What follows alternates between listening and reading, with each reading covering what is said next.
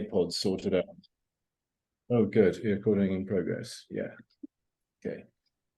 Um, well, so I was just writing this essay for my friend Sigridor, and Sigridor is a philosopher, so-called, right? And you see the thing about the word philosophy is that it doesn't say anything about having ideas, right? It's two emotions.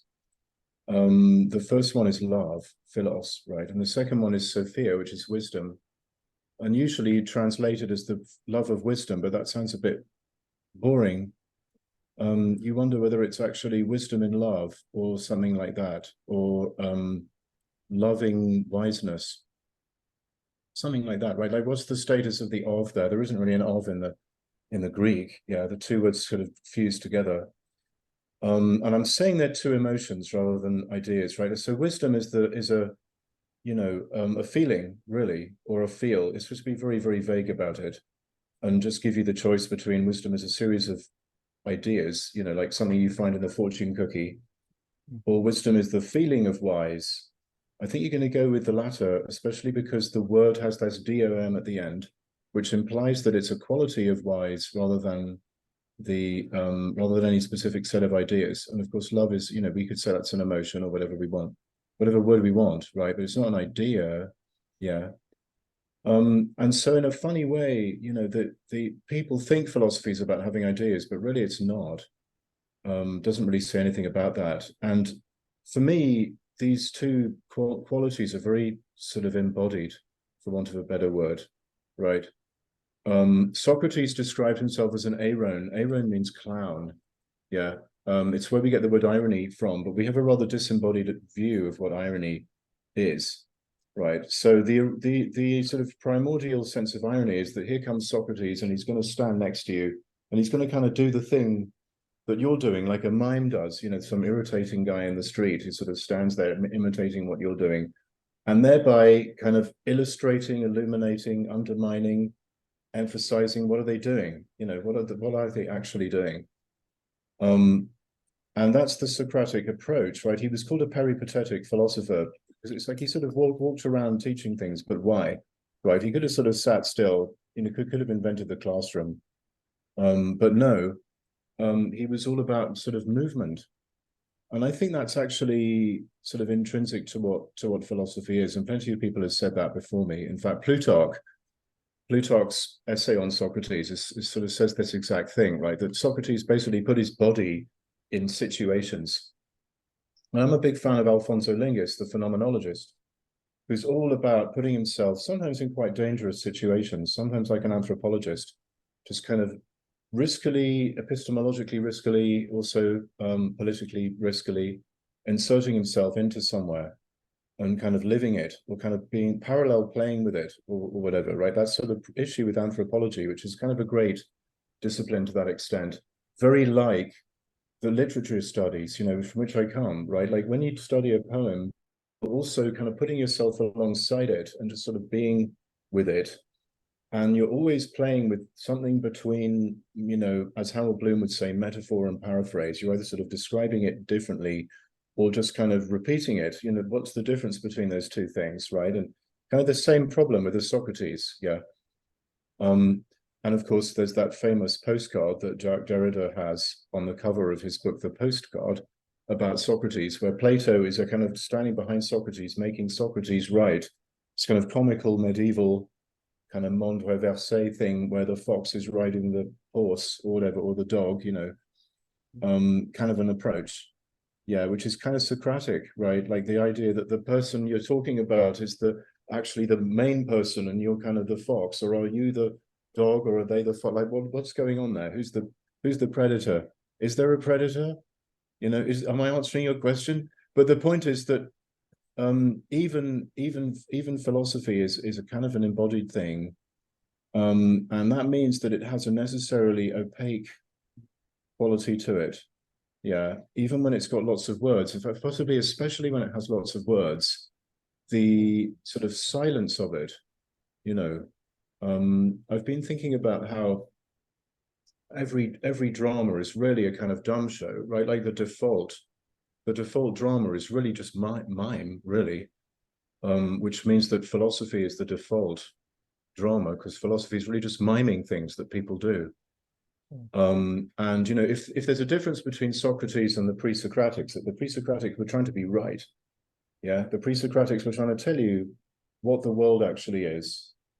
And Socrates wasn't trying to be right. He was trying to be wise, you know, and this is the kind of thing that you can read on the inside of every Hallmark card in your local supermarket. And it's the thing that I've realized after about 5 decades of life and about 3 decades of so-called research is the truth. But you can find it in your local greetings card store. Thank you. Well, yeah, Tim again. I was also thinking you write in the book that this comes out of teaching, and you're missing a sort of a theory of drama. You talk about Nietzsche and yes, former sort of theories of this. But I was also just thinking about you said that this book is a sneeze. It sort of reminded me a bit of the demiurge, or that the Simpson, where it's sort of the god holds back and then things comes out. And I was just thinking of to what extent that process of writing it. Did you really write it that? I mean, you must be typing furious pace to get that out in 20 hours. The funny thing is that you know, I describe it that way in part as a kind of false modesty, you know, and everyone goes, "Oh my God, you can't sort of get over the approbation or sort of idea that you're some kind of genius person, you know." But for me, that means idiot, you know, because it's like when you've become really, really good, it disappears, right? Like when you're really good at making a preps, you know, I got quite good at it. And then yesterday I cooked some boudin, which is like a Cajun sort of sausage with lots of rice in it and some meat, you know, and I cooked it in there. And I'm making Simon these crepes with his own sort of things in there. And some of the sausage got stuck to the frying pan, you know, and then I found myself really bad at making crepes all of a sudden, right? But usually nowadays I just sort of pour the batter in and just sort of wait for a bit, and I don't really micromanage it, and it just sort of happens. And so when you're actually good at something, it actually means that it disappears. I agree with Heidegger on that. When you're really fully immersed in your world, it disappears. So actually, the funny thing is that writing good stuff is a kind of idiocy, you know, and also it's different from thinking. Thinking and writing are very different things. And actually thinking is always the effect of some kind of malfunction, right? Like you can't find the right tool to scrape off the crap, you know, so, oh my God, my pan's covered in burning, you know, batter. What am I going to do? And you're looking around for the tool, and so you're thinking, right? And thinking is because something malfunctioned. So when stuff isn't malfunctioning, you're not really thinking. I think they should really teach AI, you know, to forget things. You know, like maybe people are actually malfunctioning AI. You know, maybe this search for some kind of super subject that's like above all the other possibilities is like a really big problem. And maybe the problem with subject is this notion of master as opposed to slave, right? Like maybe we could make a slave so perfect that they actually became the master, you know, and a whole bunch of stories about Satan, you know, spring to mind there, that Satan is the perfect slave that does absolutely everything that you say to do with all of the unintended consequences therein. And we're trying to create that right now. So that's not very good, right? And so maybe we should teach AI to malfunction. Yeah. And maybe actually, you know, Schopenhauer was exactly wrong, right? Like Schopenhauer's got this idea that, you know, a black hole is very simplistic compared to a human being in terms of how it embodies the will. But maybe actually human beings are great because they can malfunction. They can stop this kind of, I don't know, sort of revenge cycle called chemistry. You know, when you think about life, it's really kind of the universe is having mercy on itself. Yeah, you know, you've got all these atoms and molecules that are kind of hitting each other and becoming each other and annihilating each other. And various quantum theoretical things happen to slightly reverse entropy. It's called being alive. They don't completely reverse entropy. Because actually imagine a universe where, you know, being able to reverse entropy was a thing that could happen all the time, right? Imagine a universe where Ray Kurzweil, the transhumanist guy, was the best kind of guy because they had figured out how to live forever thus depleting the entire universe of its resources, right? That would be bad, right? So the first thing is that life is the universe having mercy on itself, right? Which in another way is kind of like taking revenge on revenge.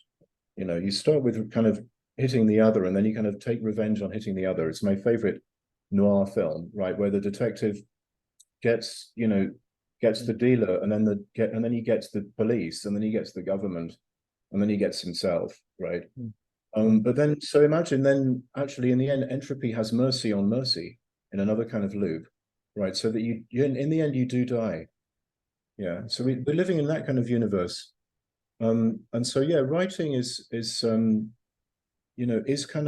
of sneezing for me. And it's because it's kind of idiotic. And I had a very strange experience writing this book. I just wrote this book called Hell. And I wrote this book called Hell.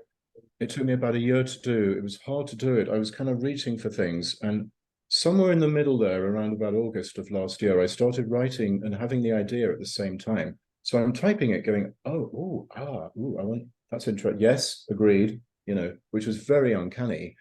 But with this book, I actually wrote it about 2 or 3 hours before I had the idea. I was just writing it, and I got whoever that is, what are they called, Ava, or whoever they called, Amelia, like they got some kind of Lithuanian Russian type of a voice to read it to me in the middle of the night, and they read the basic sort of first 50 pages of it about 10 times because I couldn't believe what I'd just written, and it was like, this is right, I like it, so I actually literally didn't know what I was saying.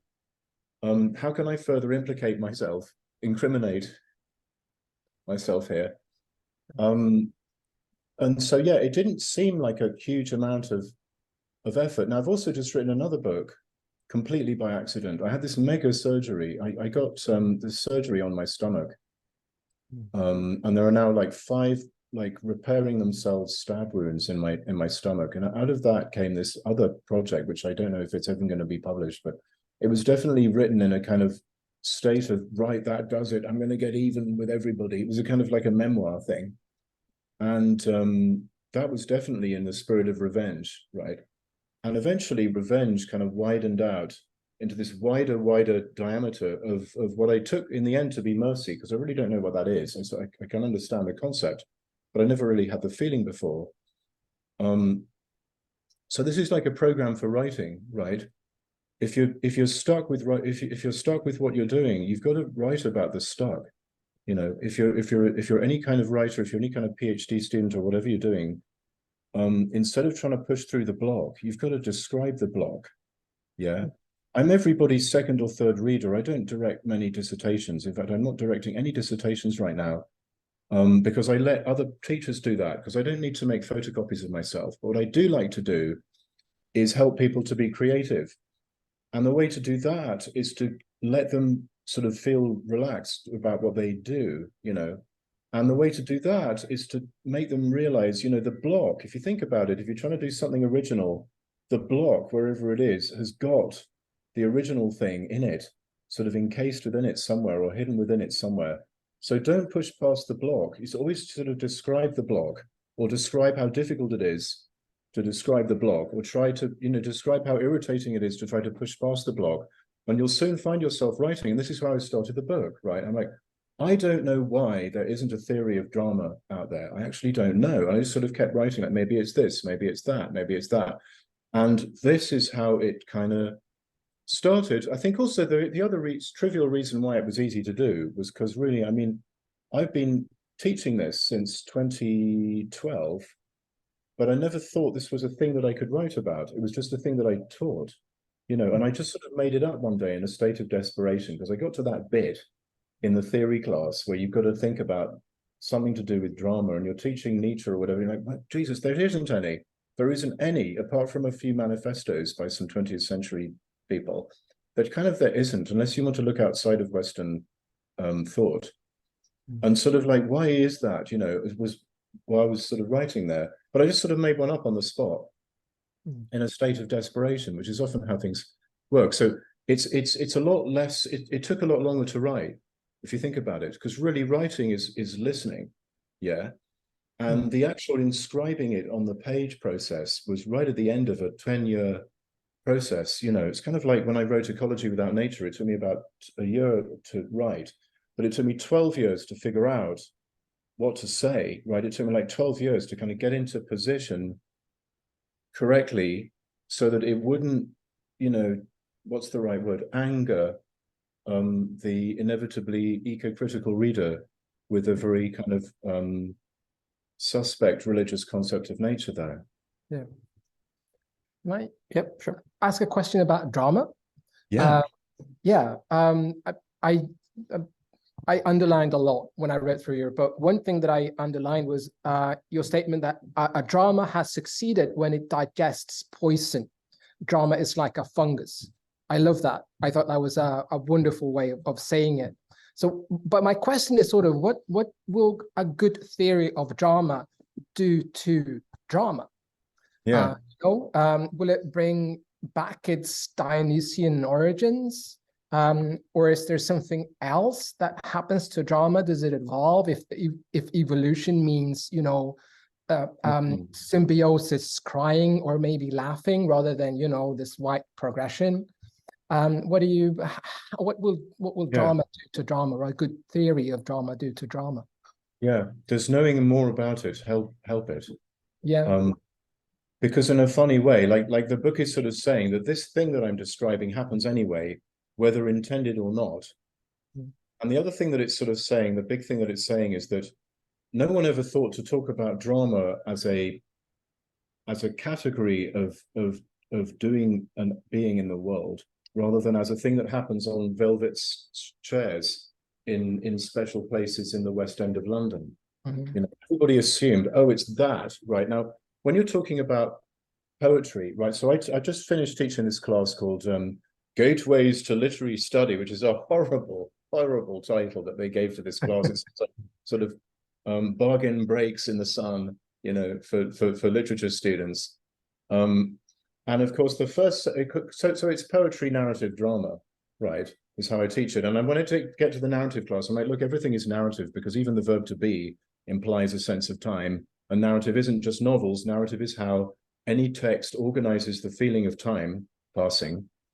And then I realized, oh, actually, the previous section shouldn't be called poetry. It should be called prosody. Yeah. The aspect of any text that has to do with the topology, the basic rhythm and the rhyme of the words on the page or in the pixels or wherever they are, right? And the syntax and the basic sort of physical look of the squiggles, you know, on the page. That's prosody, right? So now I teach it as prosody narrative drama. And drama therefore means, you know, stuff that people do in supermarkets, like it says in the book, when you sort of go in a supermarket and you hear somebody being a drama queen because they got charged wrongly for something and they're at customer service and they're yelling at someone, that's also drama. So you need a theory of drama that can talk about that, right? And so the basic premise of the book is kind of like, what about talking about all of it? So what is it really, drama? I mean, so it comes from this Greek word drao, which means I run. Yeah, and I think that basically means execute, as in software. You know, you hit return and the software goes, blah, blah, blah, blah, again, like an idiot. You know, I decide to write this book and I just go, blah, blah, blah, blah, like an idiot. What's happening there? There's no reflexivity at a certain level. There might be sort of pretending reflexivity, but at some level there isn't any. And that's the kind of basic mystery format of drama that connects it to things that we talk about when we talk about religion, right? That I think the top level of it, however you imagine that top level to be, is always going to be opaque. It's a little bit like saying math is always better than logic. Yeah. Wearing clothes is always better than folding laundry. Yeah, you don't have to fold, as you can see from this t-shirt that I'm wearing, you don't have to fold laundry in order to wear clothes. Yeah. And wearing, you know, using laundry folding, aka logic, as a way to show how great your clothes are, in other words, to prove mathematical axioms, is incredibly difficult. You could imagine a laundry folding system that would demonstrate how brilliant your clothing is, but it would be very difficult to do. And somebody could do it differently, right? So logic is always the past, right? It's always just how you fold the existing laundry. And math is the future, which is like how you commune with reality, really. That's what mathesis actually means in Greek. Calculating is what you do based on that, right? Calculating and logic are kind of friends with each other, but math is not friends with logic, and nor is math completely friends with calculation, paging the notion of infinity, right? Well, the notion of infinity, please come to this conversation. And so in that same way, drama is mathematical in that it's communing with something, or as I like to say, vibing. You know, the word mathesis, Heidegger has a very boring translation, which is growing accustomed to, but that becomes interesting when you translate it into Tibetan, because the Tibetan for growing accustomed to is gum, G-O umlaut M, and that's their word for meditation. And it's actually a very high level word for meditation, because a lot of very high level concepts of Buddhism got into regular Tibetan language. Yeah. And the highest level of meditation isn't about achieving something. You know, it's not about working for the man in any respect. It's about getting used to something that's already there. Yeah. So the basic premise is the Buddha nature is already there. Otherwise, how could you possibly become a Buddha, right? If it's this kind of weekend that you're constantly working for, it's never going to arrive. So it's already there. So your job is just to get used to that, right? Which is gum, right? And the Greek for gum is mathesis, growing accustomed to. Now, how do you grow accustomed to things? You vibe with them, right? When you're vibing with something, it doesn't matter if you don't understand it, right? You're just really into it. Yeah. The basic mathematical phenomenology is this kind of thing I like to call the wall, you know, like the Wailing Wall in Jerusalem. There you are, just kind of there. And you don't care if you can't prove Fermat's last theorem. You don't care. That theorem took 400 years to solve, right, to prove. I think it was proved in the 1990s. But mathematicians were fine with not knowing how to do it. They were fine with like working on it and then dying. That was the basic premise, right? Like I'm okay with that, right? And you know, conversely, you know, once you figure out a hypothesis about the universe, like say Einstein's figured out E equals mc squared, and he's writing it down on his blackboard, and he knows at that moment that tomorrow or 2 years from now or 200 years from now, it's going to be wrong.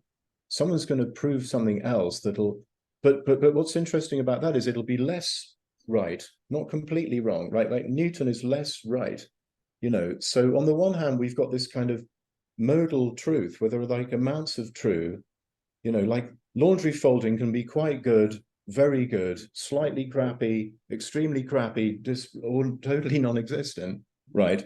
But mathesis is non-conceptually, there's only one way of doing it. It's just vibing. There's no, there are no amounts of it. Yeah. And that's what interests me about drama. Yeah, it's communing with something. It's life forms communing with other life forms is what it is, which is like the basis of acting is that, right? Like doing a thing is actually communing with the thing. Like if you were going to put an action around a particle accelerator, you would find that it was made up of little subatomic particles of appreciating. Yeah, that actually this difference between aesthetic appreciation and doing is a metaphysical one based on, you know, male versus female or active versus passive, or indeed subject versus object, which is master versus slave, right? And if you're keen, like me, on making sure that template disappears forever, then you're going to want to have a different sort of idea of acting, right? And so really, like, for communing for no reason with something, right, whether or not you understand it, sometimes the wall becomes transparent. You know, sometimes you see something and it's like, oh, true, right, which is the feeling of transparency of the wall, right? But the basic phenomenology is the vibing with the opacity of it. Yeah, whether or not something true goes ping, when it goes ping, like, because that's the ring of truth, otherwise known as beauty in Kant's third critique. When that happens, then you put on the Spandau Ballet, you know, you get all happy for a minute, and then you realize, oh, well, you know, tomorrow it won't be so true. So then you put on PM Dawn's version of Spandau Ballet, which is much, much better than that. Thank you, Jim. I was thinking, speaking of community with the life forms, I mean, whether we should open up the floor also to, I mean, whether your students want to ask something about the text or other related. First of all, can I just say, I wish I could have smiled like that at the awards ceremony yesterday. Yes. I was so upset and nervous because it's the first time I won an award ever as a grown-up, that I was regressed to the age of 15, and I was trying to fake smile right at the end of this thing. You know, it was just like awful looking. And I just did this ridiculous grin, you know, like Humpty Dumpty's about to fall in half kind of thing. And I wish I could have done that like 2 days ago. So thank you for helping me to finally do that. It's a safe space here. So yeah, should be. Yes. I'm just, you any, not, we will continue. We can relay the But question. do you want to come up here? Maybe? In terms of the mic, it's a little bit. Yeah, can you hear me?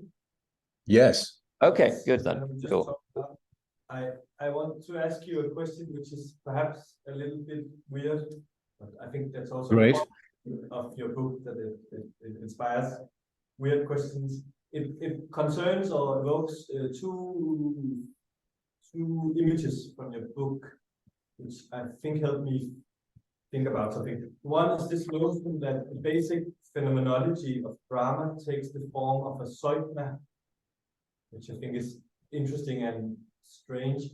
And the other is this invocation of Sgt. Pepper's, the album, which in a way is a very zeugmatic, like a super zeugmatic album.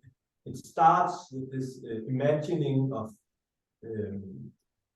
mimetic imagining of you are at this concert hall and you should think about that, and then it ends with this endless record loop that really directs your attention to your record player.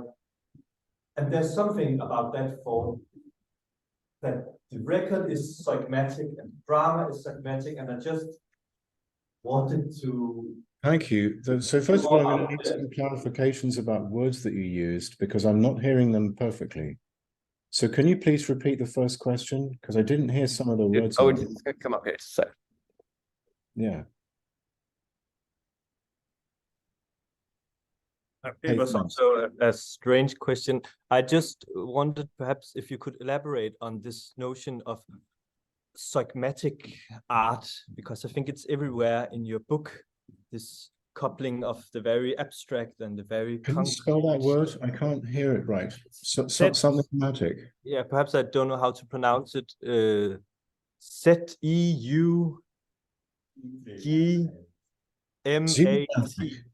Zeugmatic, right? Yeah, zeugma. Yeah, absolutely. Got it. So zeugma is the Greek word for yoking, right? Which is the English word for yoga. Yeah, yoga is just the Sanskrit word for zeugma, and a zeugma in Greek rhetoric is a rhetorical trope, right? It's a kind of algorithm for producing a certain kind of meaning. That's what a trope is, yeah. And when you do zeugma, you're adding two nouns together. These nouns can be the same noun or they can be different nouns. They can have different effects, right? So in America, you say bumper to bumper traffic, right? Day after day, hour after hour is zeugma. But you can also say, you know, he came into the room in a raincoat and a rage. You know, you can do that kind of a zeugma as well, right? They can sort of add two disparate things.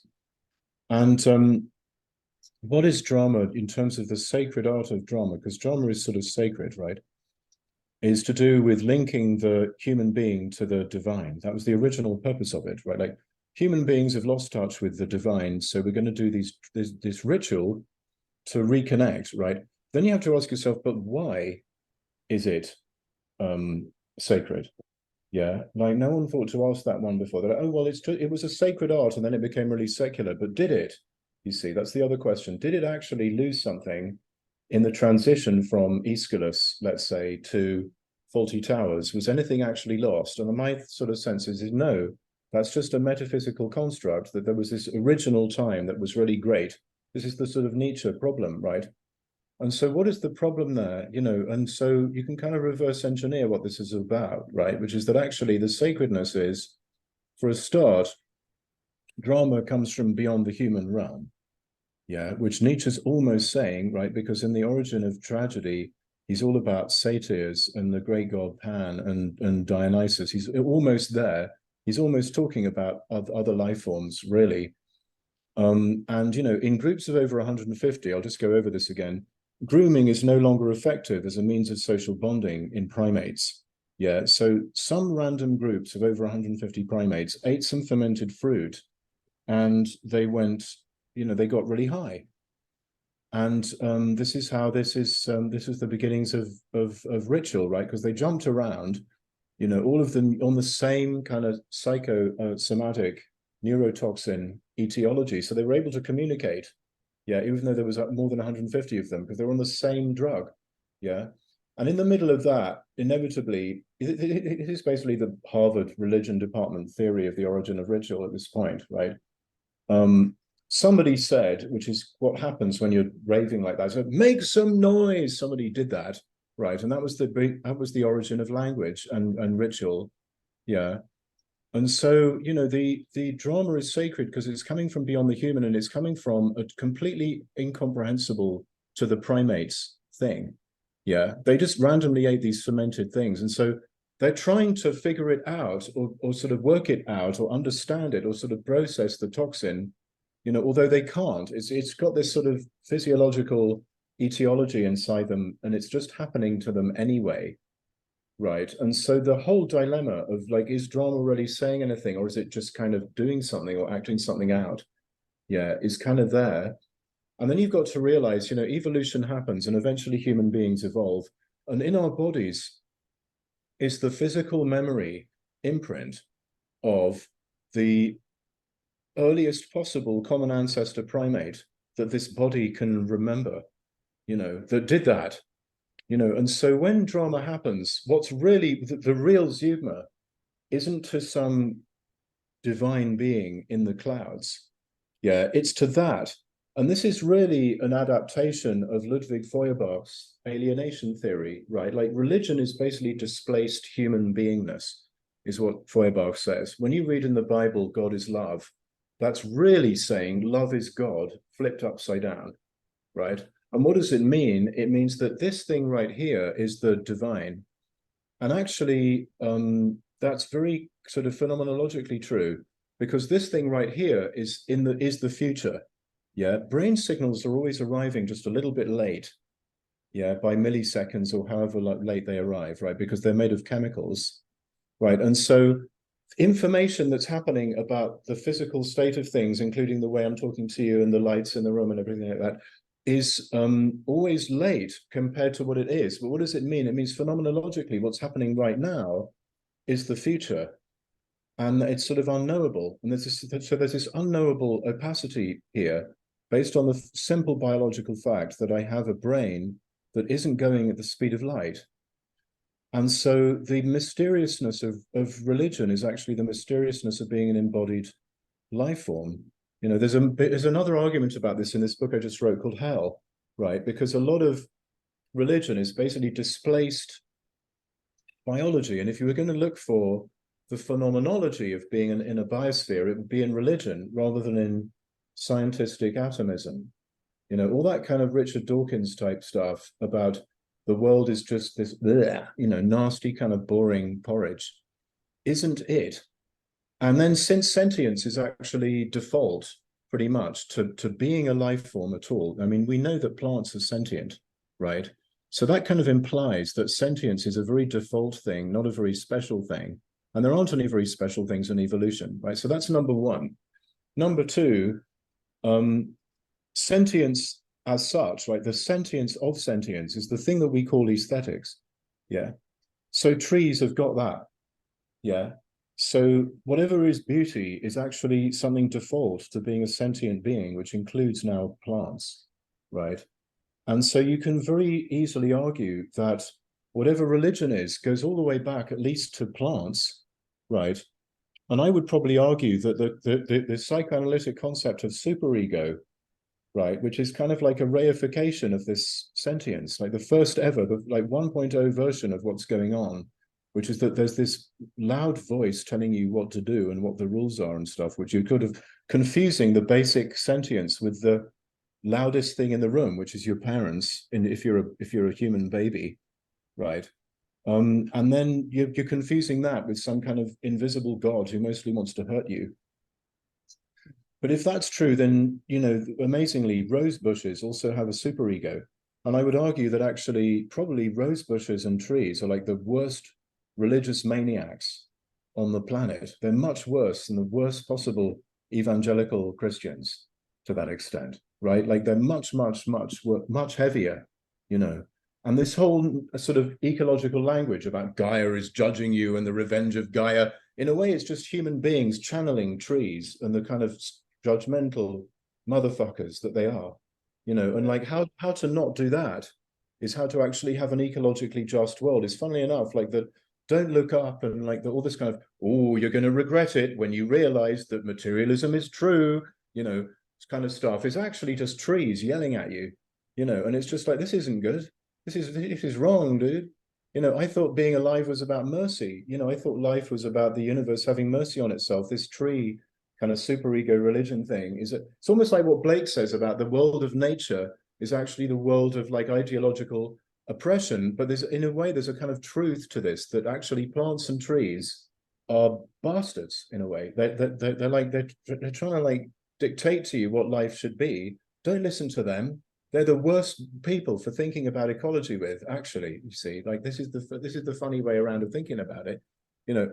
And so then you can break it all the way down to, you know, since sentience is kind of default to being a life form, then maybe, you know, what's the default sentience? It's basically remembering, right? Like you can make a photograph of a past state of yourself, right? And what's the basic default of that? It's called forgetting. Yeah, the fact that you can forget is why you can remember. Like you couldn't remember things that you hadn't forgotten, right? So forgetting is the default, right? Being able to forget stuff, yeah. And I think then you've pretty much been able to break it all the way down to, you know, replicating molecules at that point, you know, that are actually doing their best to kind of, in a way, like forget themselves.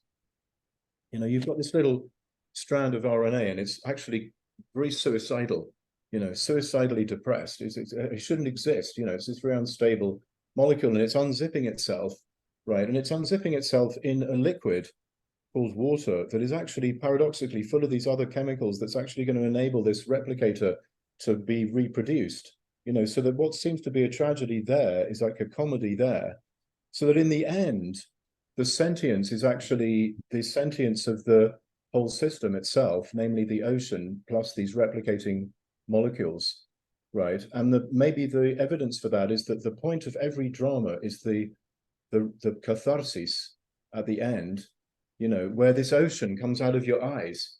You know, this is like the conclusion of every single one, where you realize, oh my God, that was a horrible accident that happened, which is the tragedy, or oh my God, that's a beautiful accident that happened, which is the comedy. Bah! And you get to be the ocean, right? The audience is the ocean.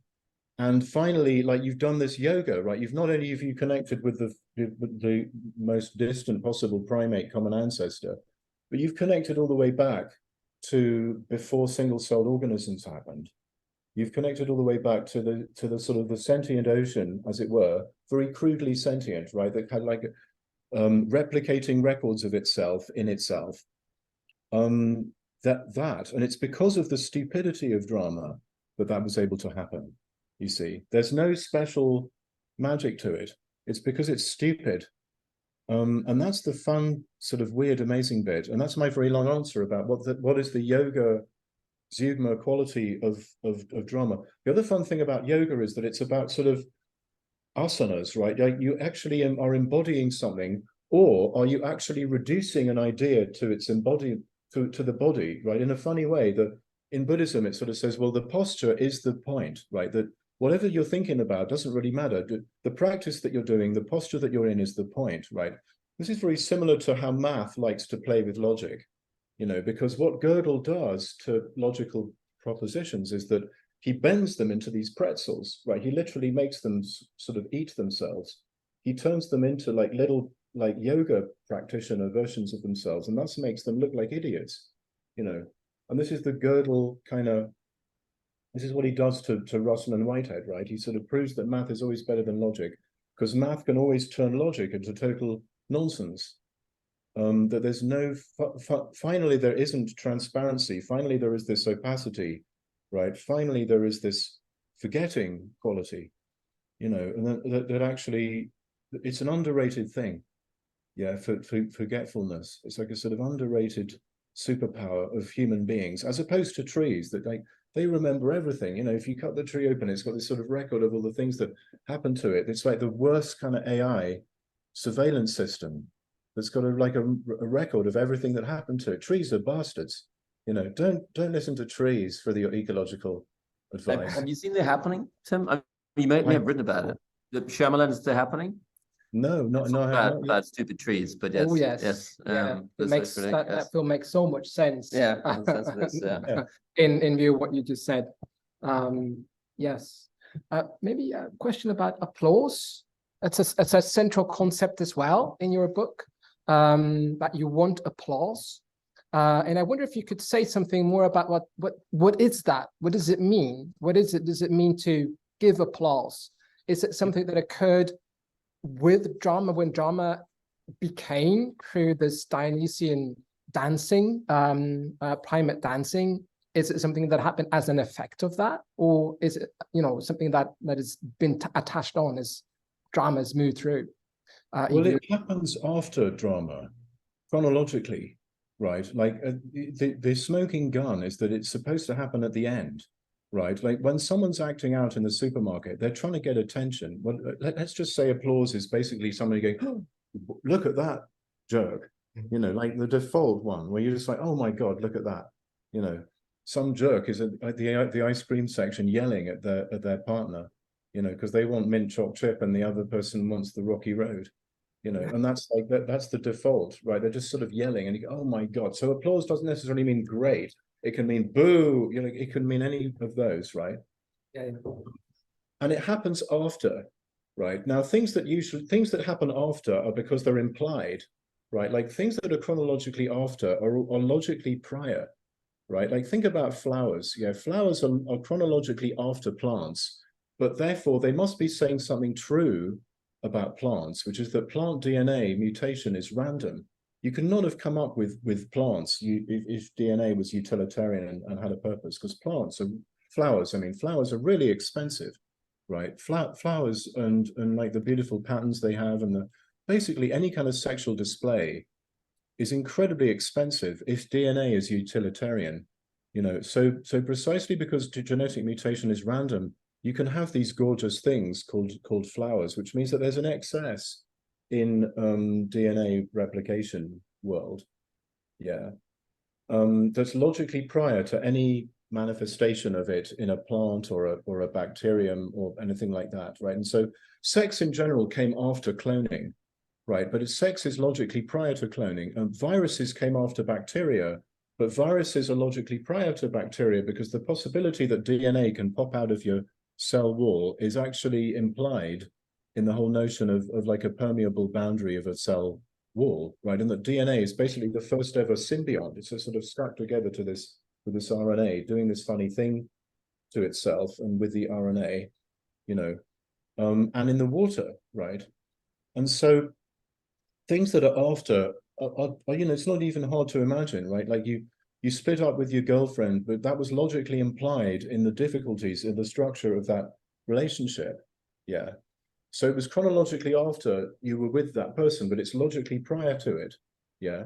So applause is chronologically after the drama, but it's implied in the drama, right? So the possibility of clapping to something or looking at something, oh my God, right? It's the same thing as saying, you know, there are cannabinoid receptors in the brain that were evolved before human beings got high with cannabis, which is not a mysterious thing. It's why they got high, right? Just randomly, there are these funny receptors in the brain, and at some point, someone smoked or ate some leaves, and they got high to that because there were these receptors, right? There are these opioid receptors in your brain.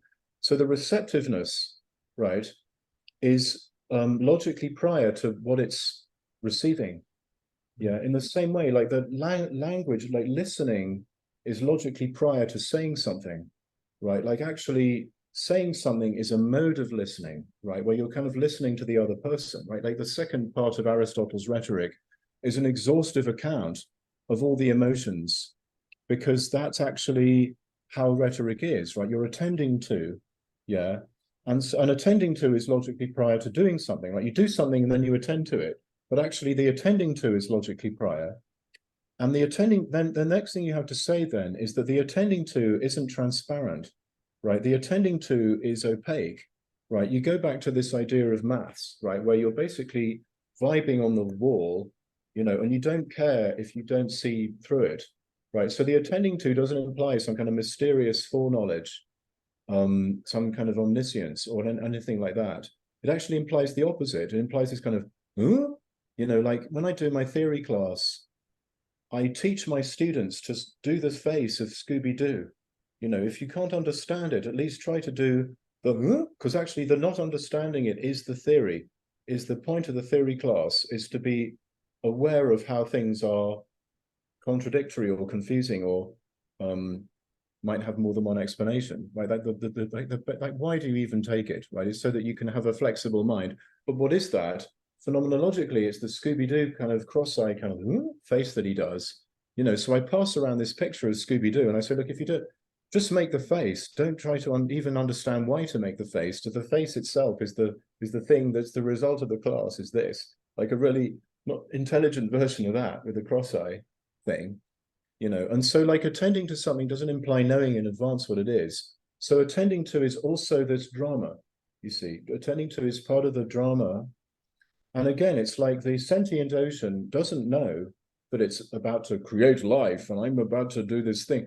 It doesn't know that, right? All it's doing is like sort of weirdly pseudo-witnessing in the form of opacity the replication process going on inside of it, you know. And even the replication process doesn't know what it is, right? Like there's this debate in biology about which is the more important, like the metabolism, right, which is how things digest things, right, and kind of that, and replication, which is information, right? And there's this big debate, like which is first? And the replication people are all about this kind of mysterious, mystical language. If you've ever read Maturana and Varela, they're actually using a lot of Tibetan Buddhism, but they're making it very kind of New Agey and saying, "Whoa, you can have ideas and concepts from nothing at all," and this actually really frightens me, you know, because this is actually very akin to, you know, ideologically, it's this kind of systems theory arose in the USA where during the hydrogen bomb period, right? We can reduce everything to rubble and then build it up from nothing again. You know, it's kind of like what I hear when I hear this systems theory stuff.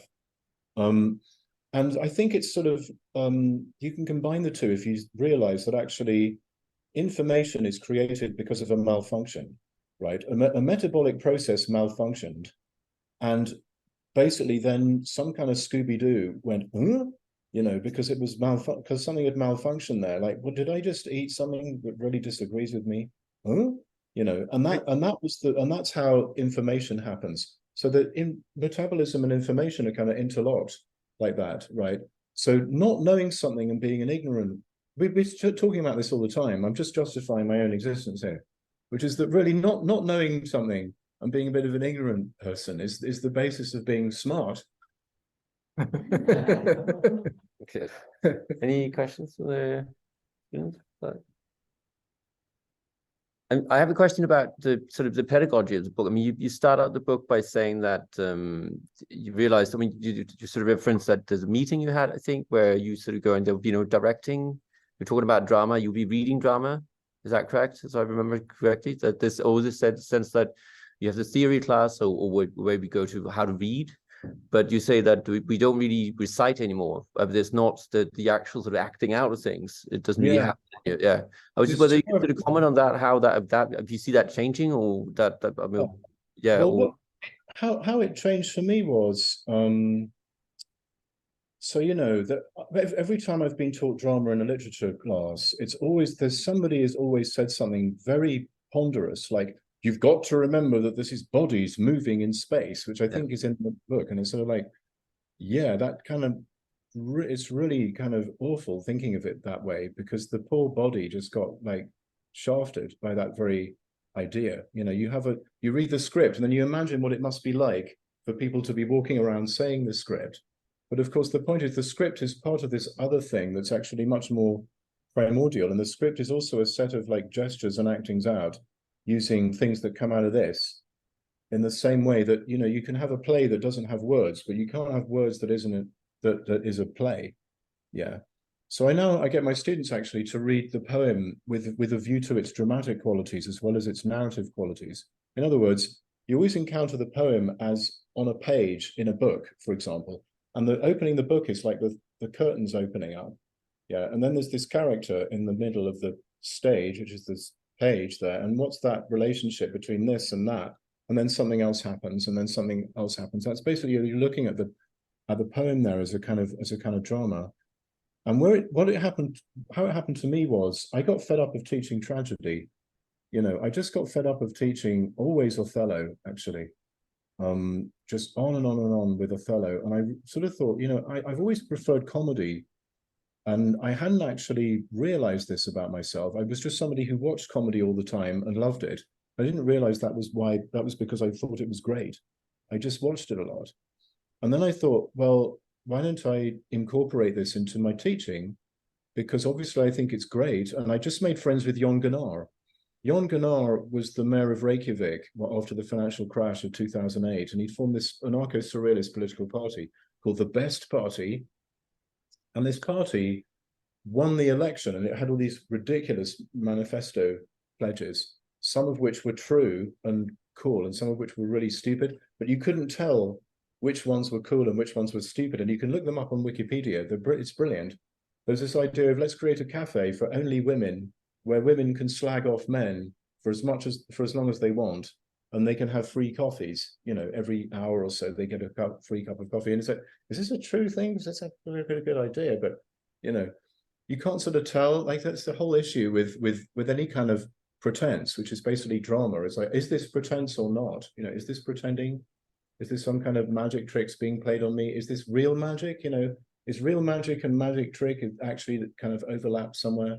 You know, that's the ever get the feeling you've been cheated? The thing that Johnny Rotten says of the American gig is maybe the default aesthetic kind of experience, right? Like if Immanuel Kant had been alive in the 1970s, he probably could have reduced the critique of judgment to ever get the feeling you've been cheated. You know, QED, think about it, you know, guys. So in my own personal experience then, I was talking with Jan, and we were both agreeing that having an idea and getting a joke were the same thing. They weren't just analogous to each other, they were the same thing. So, and like Eureka, the Archimedes thing, and, you know, oh my God, that's so funny, are the same thing, actually, because an unconscious thing joins a conscious thing. Or if you like, the future joins the past. Suddenly there's this funny little moment where that is actually possible. And then there's a kind of engineering efficiency there, which results in a release of energy called, or laughing, or whatever that is, right? And so I decided to teach comedy. So I'm teaching this class on propaganda a few years ago. And I thought, instead of doing something to do with tragedy yet again, I'm going to teach the comedy of errors. And I just randomly found on the library's website that Rice University has got a whole bunch of Shakespeare Globe Theatre productions from the 2010s in its archive, you know, which you can easily kind of get. And one of them is a brilliant production of Comedy of Errors. And I just played Comedy of Errors and did this kind of blow by blow commentary to it. And that was about like sort of 4 years ago it started. And that was when it really started to take off, this sort of this theory of drama, because I got interested in how do you describe this comedy? You know, I just sort of fessed up to myself that I really like comedy. I'm not sure I'm completely answering your question there, Rune. If you'd like to ask it again.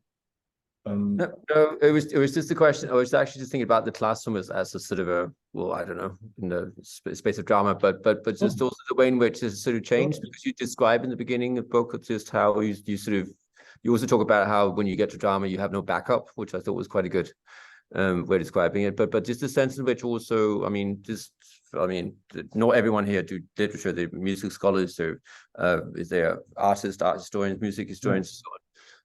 But just in terms of how academia all is changing now, and I think certainly in the literary studies it's changing a lot in terms of how students read very differently, and the way in which, you know, English drama, Yeah. whatever classical drama was taught 20, 30, 40 years ago, does not really apply anymore. And I think that's Yes, something you address you're in the right. beginning of the book.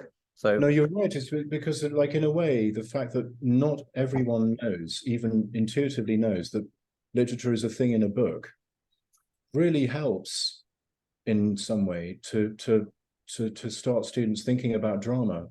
Funnily enough, to realize also that, as we do now know, because we're using so many different types of media all the time, that a thought is always embodied in some kind of medium. It's never this naked thing in the void, right? So every idea has the structure of a tweet or a meme.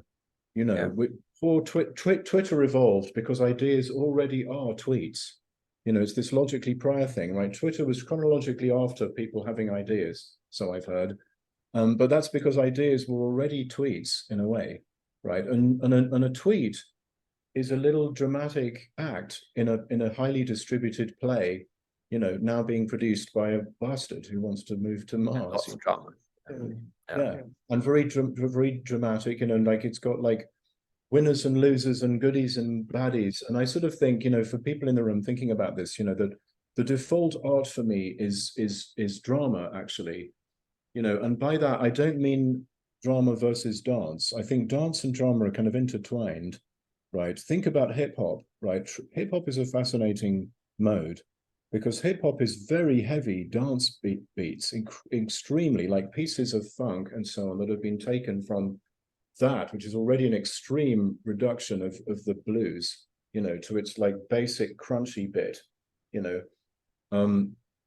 repeated and repeated obsessively, but with dramatic monologue, the manifesto style of hip hop is really just kind of waiting to be what it really is, which is the LA Snoop Dogg documentary style of hip hop, which is a narration that is a basic kind of noir narration where the narrator is a character in their narrative, right? And that's the sort of the basic form of that. And so you've got this drama in the mode of dance, right? And dance, or have you ever been to a club, right? Not Rune, but like, have you ever been? My favorite example would be in the mid 90s. I used to go to a thing called Sound Factory. This was in New York City, and the DJ there was called Frankie Knuckles. He's very, very, very good. And somewhere in the middle of one of his sets in about April, I think, 1995, he did something quite extraordinary, which is that, there's that kind of trope of the accelerating snare drum. It goes faster and faster and faster and louder and louder and louder. And you're expecting it to go pow into something even louder and faster and more pounding. So there's this accelerating thing and you're waiting for Knuckles to do his thing because he's a genius. What are you going to do?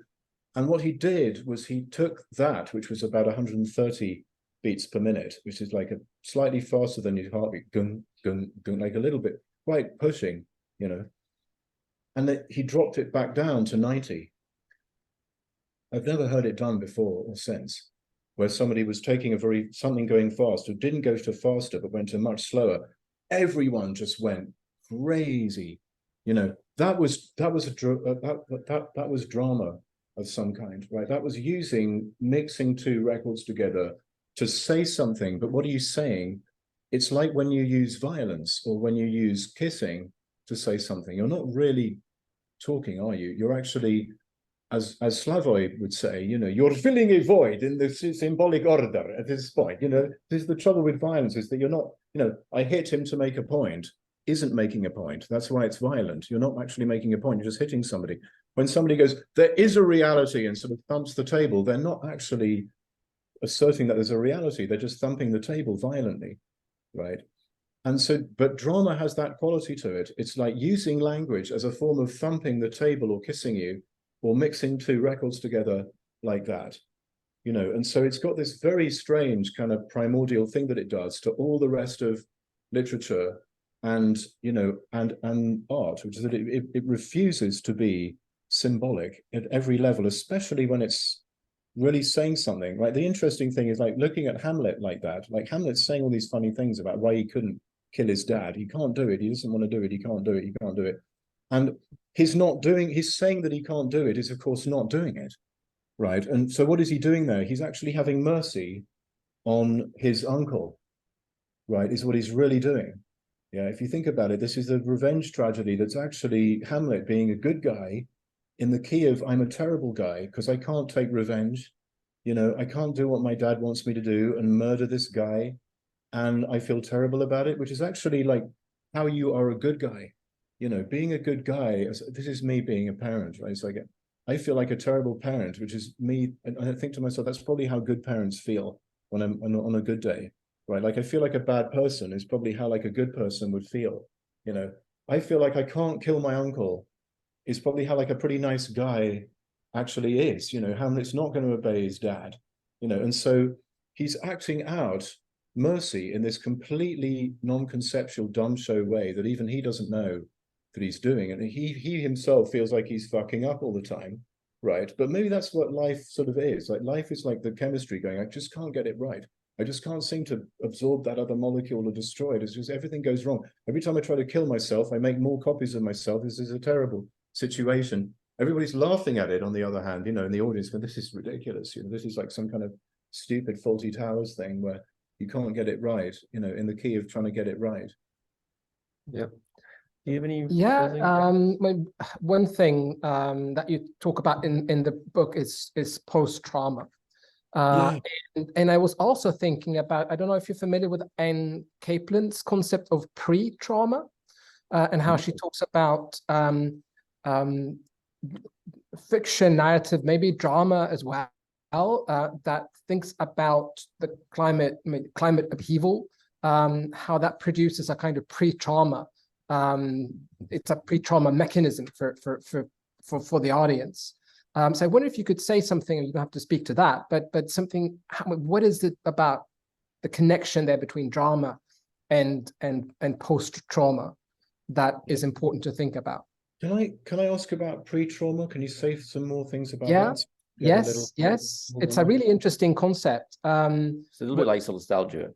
It's a bit like solastalgia in the sense that you begin to understand that you will have a trauma by being confronted with narratives that take place in futures where the climate has continued to collapse and you're stuck in a society. Yeah, I thought it was that, and I want to take issue with that a little bit.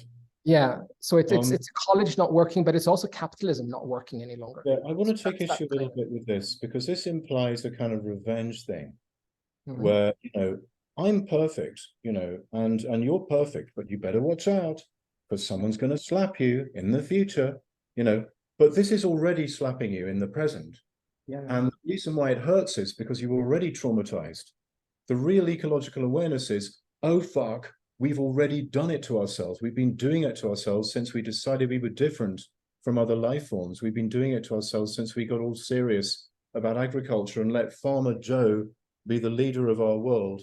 When we got all, like, when we abandoned the idea that ritual play was structural to society and that Christmas was actually the reality, and that everyday normal boring world was the illusion, you know, that was one of the problems, right? And so we've already traumatized ourselves. That's why you get hurt, right? That's why you know, how Freud asked the worst way of asking this question: how come child abuse hurts? How come it's bad? Because of child sexuality. There's already something going on there, right? There's already some kind of upheaval in the life form, right? That's why this stuff hurts you, right? It's not that you're this sort of innocent being waiting to be hurt. That's like the pedophile fantasy of the Republican Party, you know, like the putting it onto other people. Well, look at these awful sexualizing people is a symptom of a kind of horrible violence of them that they're projecting. And so I'm afraid I want to take issue with this idea of pre-trauma, which sounds to me like just another way of saying threat in a slightly, you know, modified way, right?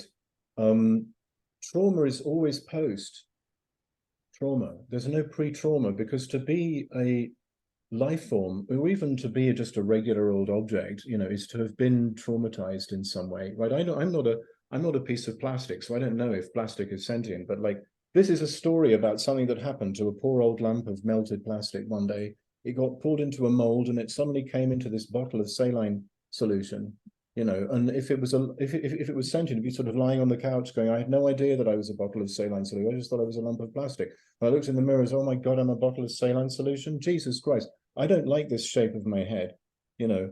And so it's sort of like trauma is always after, right? Like, because it's like being aware of a malfunction, right? Like, wait a minute, you just asked me a question 5 minutes ago. Like, that's the structure of it, right? It's always something that you forgot, and then you remembered that you forgot it, and then you remembered it, right? And it's because of the fact that the opaque world is logically prior to the transparent world, right? Because math is better than logic, because the future is better than the past. Trauma is really saying that, funnily enough. It's actually saying it is possible to heal, funnily enough. And in my experience of trauma therapy, which I've been doing a lot, is that actually, unlike the symptoms of trauma, like depression, which I also have, you can actually heal it. You can, by seeing it, but not in the oculocentric way, right? When you're seeing it with your body, with your experience. You know, EMDR therapy is very interesting, because the psychologist who discovered it accidentally discovered that when they moved their eyes in a certain rhythmical way, they could kind of loosen up their tension around the trauma that they were experiencing, right? And what does it mean? It means you've kind of disengaged your eyes from the seeing a thing process, right? And this has become hugely reified and turned into a oculocentric kind of religion, or basis of religion at all in the West, right? Like, the whole notion of an idea is a thing that can be seen, aka it's already there, and then you see it, right? Which is already, it's kind of like a trauma, and then you kind of notice, right? So how do you disengage that? You just basically allow your eyes to be the sort of wet lighties that they actually are. You know, they're just sort of like little wet bags in your skull, you know, and this movement is to let that happen, right?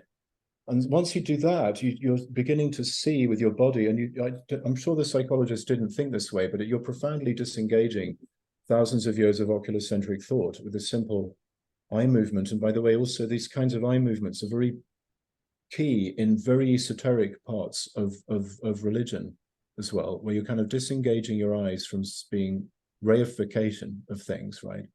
Even like the basic meditation thing, where you go slightly look down, so you're kind of like, you're not closing your eyes because that's too binary, right? But you're slightly reducing the stimulation coming from the outside world. That sort of Buddha face with a slightly half-closed eyes. You're just allowing the eyes to be gentle, you know, and being nice and gentle to your eye, you know.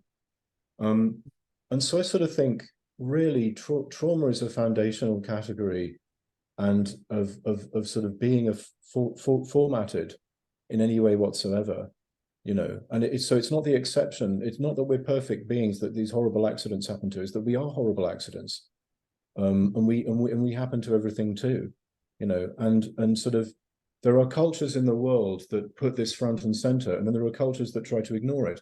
And the cultures that try to ignore it are currently screwing up worldwide. The most ignoring it ones are the Anglo ones. This is what we call ourselves down here in Houston, Texas. If we're white people, we're English speaking, and we're Anglos. And basically, you know, Brexit and Trump are good illustrations of how Anglos are screwing up again, planet-wide, you know. The moment when the guy asked to buy Greenland was a particularly painful, amusing, terrifying, stupid, fascist clown kind of a thing, right? That everyone has shudders to think of it, you know. And how, you know, being great again means fundamentally, it's not just the affect of fascism. It's not just like, I want to feel great at the other's expense, now that I know that we're really hurting other people who aren't white people. Again, I feel great, you know. Feeling great fundamentally is, I don't have any trauma, you know, I don't have any wounds, I'm great. You know, like when Trump came out of surgery, yeah, when he came out of being, you know, having coronavirus, that was when I began to realize, oh my God, he's Parsifal, right? He is the criminal moron who saves fascism from its basic woundedness, which is, fascism is like, we don't have wounds, all the other guys get wounded, we hurt the other people, so we didn't have to be wounded, right? And Trump is that, right? He's like, we will cure the wounds of America by the spear that smote it. I'm going to use racism to cure the basic problem that we're racist bastards by making it even worse, you know, kind of a thing. And this idea that you could be whole or without any wounds whatsoever is the problem. Now, there's a person that I've been influenced by all my academic life, actually, since I met her in the later 90s, which is before I wrote Ecology Without Nature. And I've acknowledged her somewhat, but then my new stuff is very much acknowledging her. And that is Sobonfu Somé. Yeah, Sobonfu Somé, who died a few years ago, was a Dagara shaman from the kind of Burkina Faso part of West Africa. Yeah. And one of my very best friends, Carlisle, was a hospice chaplain who happened to be Sobonfu's assistant, right? So Sobonfu would come around my house, yeah. And Sobonfu was the shaman of her village, you know, and so she was doing the things that they do in that village. And what did they do in the village?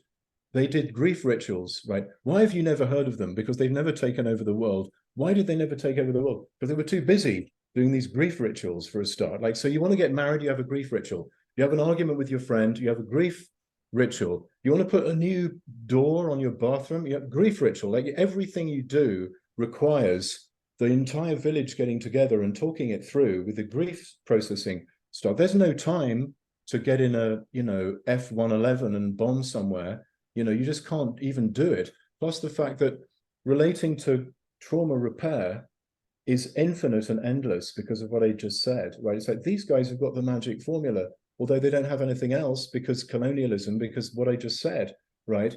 And so if only we could confront planet scale issues and national scale issues, and I would argue that slavery is a planet scale issue, right? In the key of grief processing, yeah, this would be great. Actually, this would be great. And you know, if only trees could do it, if only we could sort of teach the trees to do the grief processing instead of wagging their fingers at us all the time, going, you're going to regret it when you burn us because we're going to come and get you. AWAR has heard you, and we're going to mow you down with it. This is the problem with the movie, right? Is it's all about the revenge of Gaia. The best thing about that movie, that franchise, is the fluorescent day glow, sort of totally unmotivated, brilliant coloration of that film, you know, which is like sort of Eco World, but Sergeant Pepper version of it. You know, there was no real reason to do that apart from it looks really cool. You know, there was no real reason for Paul McCartney to put on a turquoise version of an Imperial soldier's costume, right? But whoever controls the nonsense controls the world, you know, and that's actually much more how to deal with colonialism, you know, to be able to start to smile about it, you know, and when you can smile properly, you can cry. You know, I was so upset during that prize ceremony. I couldn't smile properly, so I couldn't cry about it. I was really rigid and like upset about it, but I couldn't actually feel anything about it, you know, and I was out of my body, you know, and the nice thing about comedy is it helps you to laugh, which then helps you to cry, you know. And the comedy recognition is like, oh, aha, oh wow, that's because I'm your long lost cousin, you know. In the end, it's like recognition in the form of non-violence. It starts with like, I'm just not the other kind of idiot who can slip on a banana skin. And it sort of ends with, oh my God, I'm connected to you, you know. That's because I'm actually related to you, you know. So this is a very long-winded way of saying, you know, post-trauma is everything, you know, and sort of like drama is post-trauma processing, you know, and without really necessarily knowing it. It's like, oh my God, we're really high. What are we going to do? Let's run around and try not to hit each other, you know, rhythmically in a way that helps us to work off this neurotoxin in a way that's kind of socially beneficial to ourselves and doesn't hurt anybody, you know. Make some noise, you know, and so it's kind of like that, right? Like your entire experience is that. And I would also argue, like any chemical that you absorb that's a new chemical is going to be psychedelic because it's something that you didn't experience before. Right, so alcohol, whatever it is, just kind of like, I had too much iodine last year. I can't remember why. Oh, I drank some water that had iodine pills in it. Stupid boy, you know. And so I had to eat lots of activated charcoal, and I felt poisoned for like 2 days. And it was oh my God, I'm going to die, you know. And that was a psychedelic experience, you know, very unnecessary, irritating one that I didn't want, you know. But yeah. Okay, do you have any? I think we should wrap up fairly soon, but No, no, no, no. Any concluding comments, questions? Well, thank you, Tim. I thought that was such a great thing, what you just said to this entire discussion. So thank you so much. Oh my goodness. Yeah, I mean, I want drama to be more like a fungus. I will never, watch anything again without thinking of its potential as a fungus. Also, in the way that drama is hijacked by fascism, as you talk about.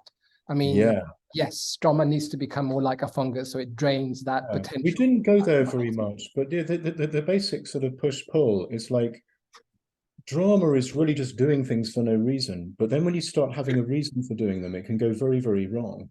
Yeah. And if you think about it, fascism is basically, you think you're in a play and you know you're in a play, as opposed to the lady in the middle of the roundabout who thinks that she's in a play, but she is anyway. That's the opposite. You know that you're the goody is how evil actually looks to other people. When you're coming at them with a, weaponized version of AI that's my nightmare, is like adaptive AI in a robot dog with a gun that knows that I'm the baddie running through my door with a gun to shoot me dead because somewhere someone's programmed it to shoot people like me because I'm a pedophile lizard. Like that's my basic nightmare. Yes. Yeah. While you're asleep, right? Yeah. Yes. Yeah. Absolutely. Right. Yes. Well, thank you, Tim. Yes. It was very nice to have you, and hope you're on the mend soon, and come to Denmark again at some point. Yes. I would love that very much. It's lovely to see you guys again. Yeah. And I hope you have a lovely rest of the day. I'm very jealous of your wooden university world. That's the way it's stable next to it. It almost looks like a prop. But yeah. Universities. Well, you must come back. Yes. Well, yes. I must come back. And applause. Yes, applause. Yeah, applause. Thank you. Good. Complexity. Yep. Thanks. And now you have the recording there, I think, somewhere.